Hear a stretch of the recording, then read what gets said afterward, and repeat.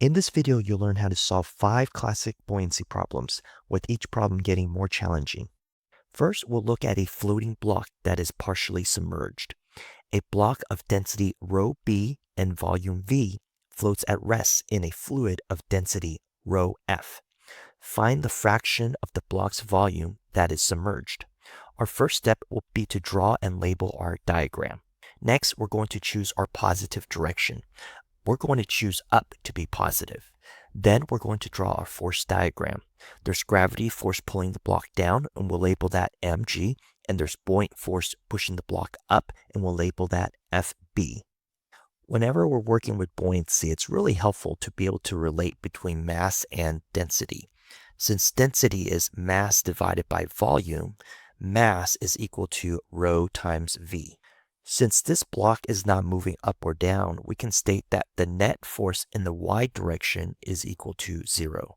The net force is equal to the forces in the positive direction minus the forces in the negative direction. So we have the buoyant force Fb minus mg is equal to 0. Using our mass density relationship, we can write mg is equal to rho b vg. Rho b is the density of the block, and v is the volume of the block. Remembering that the buoyant force is equal to the weight of the fluid displaced, we can state that the buoyant force Fb is equal to rho f times v sub times g. Rho f is the density of the fluid, and v sub is the volume of the block that is submerged. Substituting these two equations, we get rho f v sub times g is equal to rho b times v times g. You'll notice that the g's will cancel, and we get v sub divided by v is equal to rho b divided by rho f.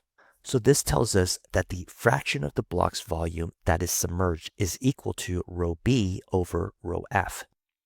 Now, what would happen if we had a fluid density that was greater?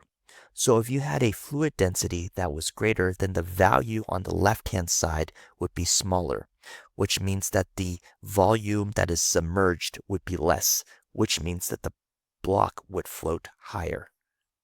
Now let's take a look at the apparent weight of a block in a fluid. An object of mass m and volume v is fully submerged in a fluid of density rho f and held at rest by a string attached to a scale above. Find the reading on the scale. Our first step will be to draw and label our diagram. Then we're going to choose our positive direction. We're going to choose up to be positive. Next, we're going to draw our force diagram. There are 3 forces acting on this block. There's gravity force pulling it down, mg. There's tension force pulling it up. We'll call that T. And then there's also the buoyant force pulling it up, and we'll label that FB. Since this block is not moving up or down, we can state that the net force in the y direction is equal to 0. The net force is equal to the forces in the positive direction minus the forces in the negative direction. So we have Fb plus T minus mg is equal to 0. Solving for T, we get T is equal to mg minus Fb. Using our mass density relationship, we can state that mg is equal to rho object times volume of the object times g. The buoyant force is equal to the weight of the fluid that is displaced. So the buoyant force is equal to rho f times v times g.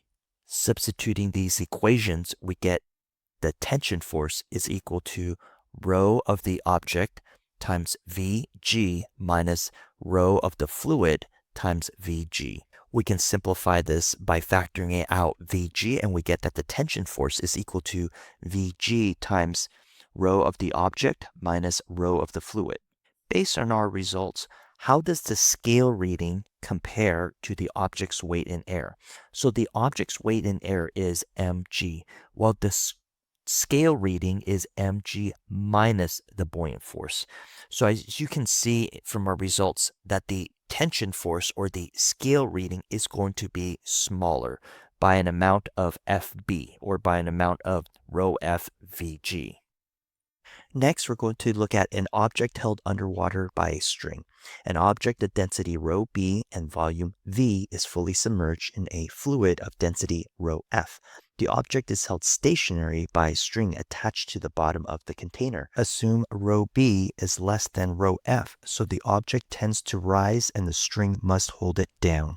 Determine the tension in the string. Our first step will be to draw and label our diagram. Next, we're going to choose our positive direction. We're going to choose up to be positive. Then we're going to draw our force diagram. We have gravity force pulling the mass down, which is mg. We also have tension force pulling the mass down, which is T, and we also have a buoyant force pushing the mass upward. Since our mass is not moving up or down, we can state that the net force in the y direction is equal to 0. The net force in the y direction are the forces in the positive y direction minus the forces in the negative y direction, so we get Fb minus T minus mg is equal to 0. Solving for T, we get T is equal to the buoyant force minus mg. Using our mass density relationship, we can write mg is equal to rho b times vg, and the buoyant force is equal to rho f times vg. Substituting this into our equation, we get that the tension force is equal to rho f times vg minus rho b times vg. Factoring out the vg, we get tension force is equal to vg times the density of the fluid minus the density of the block. Now we'll look at an object that is released in fluid and accelerates upward. An object of density rho b and volume v is fully submerged in a fluid of density rho f. The object is released from rest. Assume that the block's density is less than the fluid's density and neglect drag. Determine the initial acceleration of the object. First, we're going to draw and label our diagram. Then we're going to choose our positive direction. We're going to choose up to be positive. Then we're going to draw our force diagram. There's gravity force pulling on the block. Since this block is accelerating, we're going to use Newton's second law, net force equals ma. The net force will be the force going the positive direction minus the force going the negative direction. So we have the buoyant force minus mg is equal to ma. Using our mass density relationship, the mass is equal to the density times the volume. The buoyant force will be equal to rho f vg. Remember, the buoyant force is equal to the weight of the fluid displaced. Rho f is the density of the fluid. mg is equal to rho b times vg. Rho b is the density of the block, and ma is equal to rho b v times a. Substituting this into our equation, we get rho f vg minus rho b vg is equal to rho b va.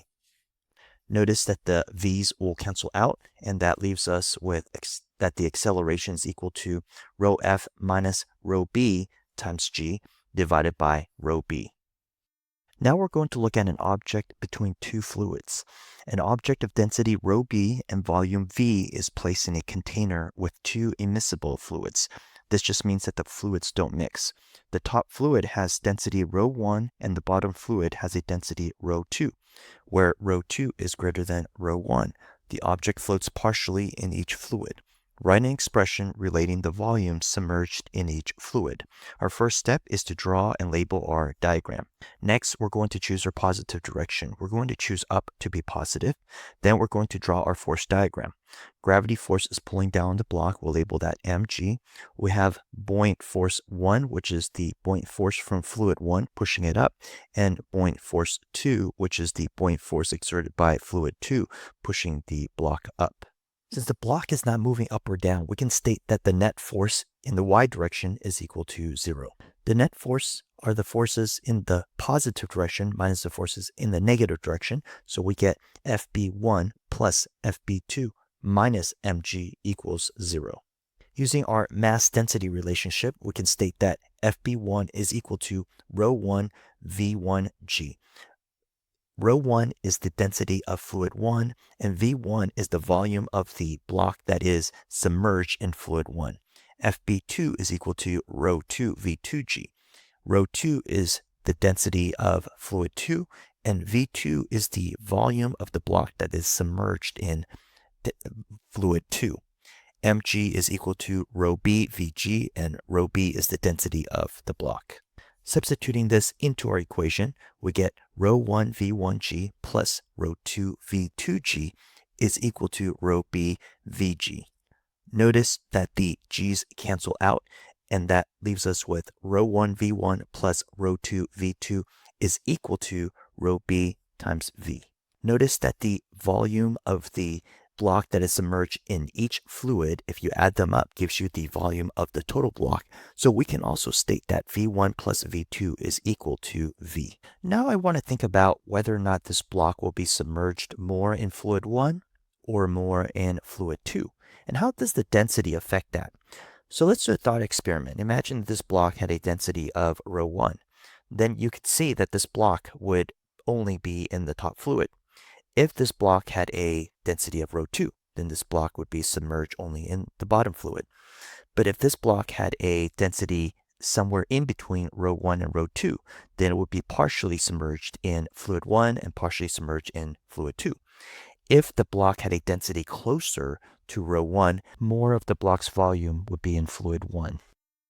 But if the block had a density closer to rho 2, then more of the block's volume would be in fluid 2. If you found this video helpful, check out my next video where I walk through more fluid problems.